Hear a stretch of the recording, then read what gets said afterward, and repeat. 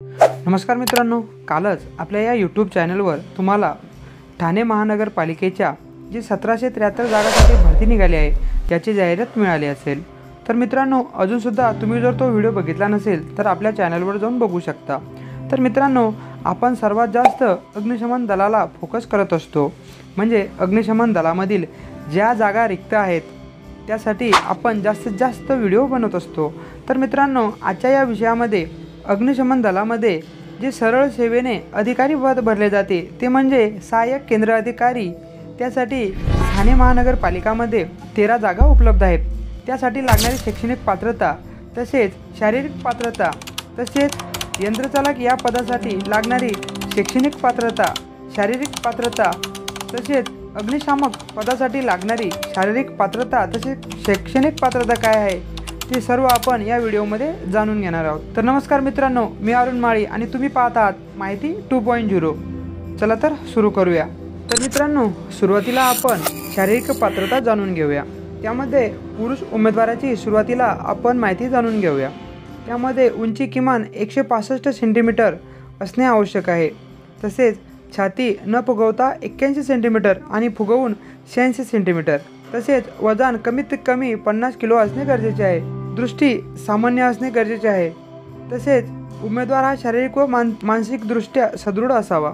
तर मित्रांनो, अशा प्रकारे ज्या प्रकारे मुंबई अग्निशमन दलामध्ये किंवा आत्ता जी कल्याण डोंबिवली महानगरपालिकेची भरती प्रक्रिया चालू आहे त्यामध्ये सुद्धा अशाच प्रकारची शारीरिक पात्रता देण्यात आली आहे।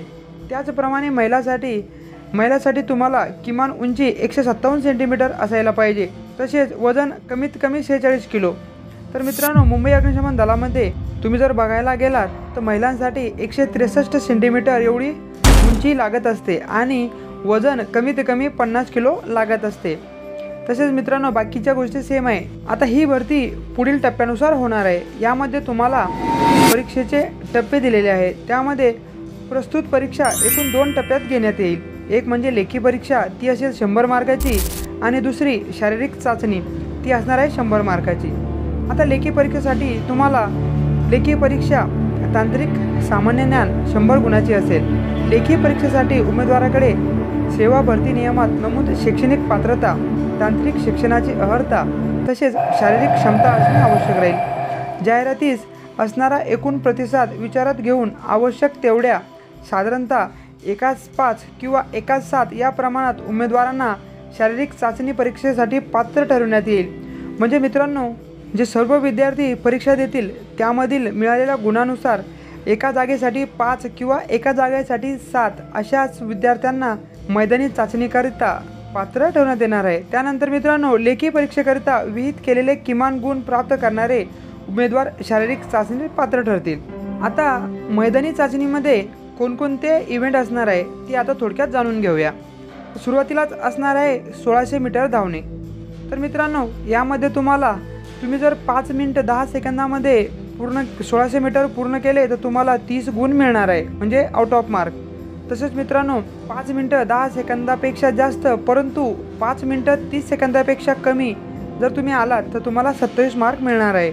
तर मित्रांनो, सेकंदानुसार तुमचे मार्क कसे कमी होतील याचा तक्ता तुम्हाला समोर दिला आहे। आपण जर ते सर्व घेत बसलो आपला व्हिडिओ खूपच मोठा होईल। आता आपण पुढील टॉपिककडे वळूया। तर मित्रांनो, पुढचा इव्हेंट म्हणजे जमिनीपासून 33 फूट उंचीवरील खिडकीस लावलेल्या 46.4 वरील उंचीच्या ॲल्युमिनियम एक्सटेन्शन शिडीवर खिडकीपर्यंत वर चढून त्याच शिडीने खाली उतरणे। आरंभ रेषेपासून शिडी 20 फूट अंतरावर असेल। ज्याप्रमाणे मुंबई महानगरपालिकेची भरती असते त्याचप्रमाणे येथे तुम्हाला शिडी चढावी लागणार आहे। सेम क्रायटेरिया आहे। 20 सेकंदाच्या आत आले तर आउट ऑफ मार्क म्हणजे 20 मार्क पडणार।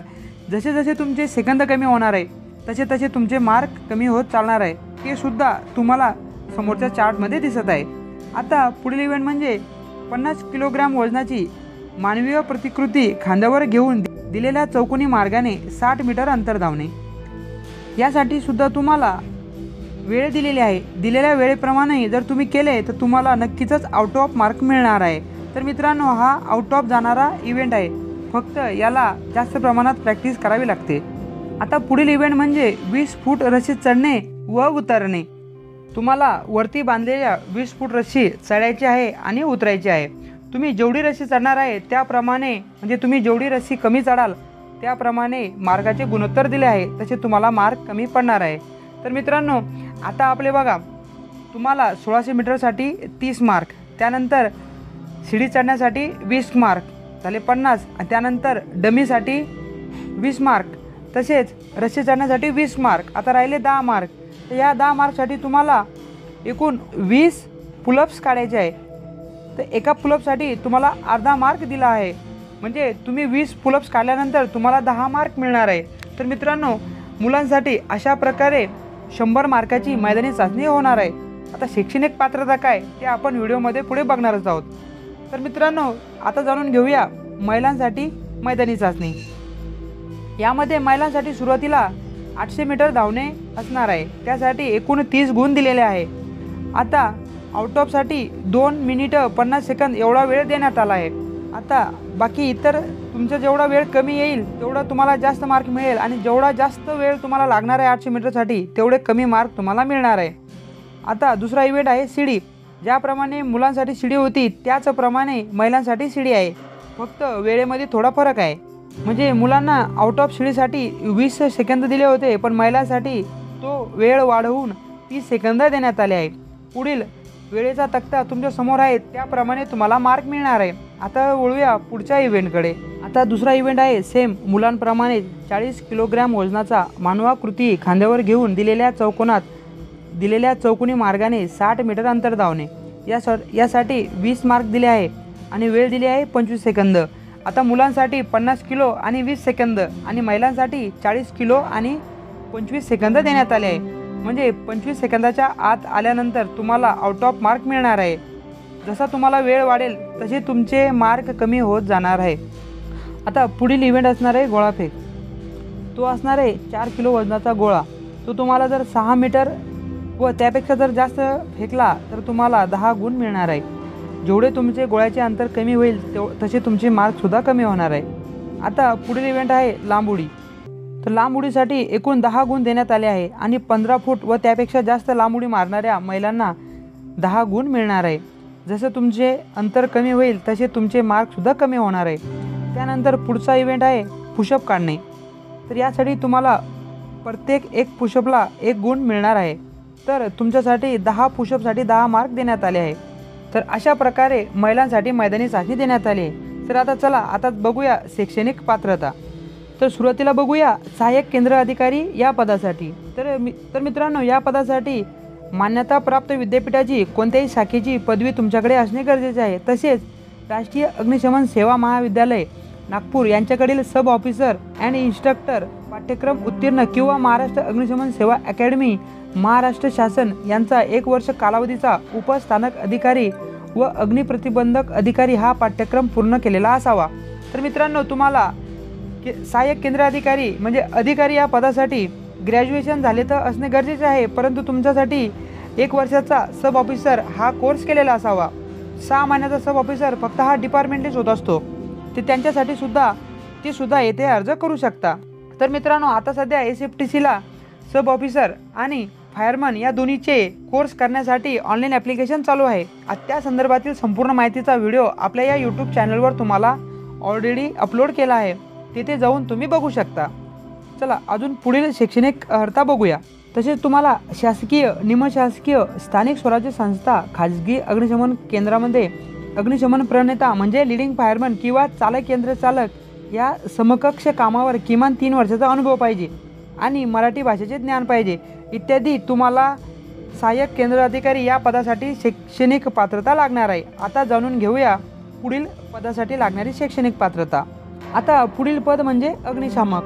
तर तुम्हाला यासाठी 12वी उत्तीर्ण असणे गरजेचे आहे। तसेच तुम्हाला अग्निशामक पदाचा 6 महिन्याचा SFTCचा कोर्स असणे बंधनकारक आहे। तर मित्रांनो आत्ताच तुम्हाला सांगितले की तुम्हाला 6 महिन्याचा महाराष्ट्र फायर सर्व्हिसचा अग्निशमन पदाचा कोर्स करणे गरजेचे आहे, म्हणजे तो कोर्स झालेला असावा, तेच विद्यार्थी येथे अर्ज करू शकतात, आणि मराठी भाषेचे ज्ञान असणे आवश्यक आहे।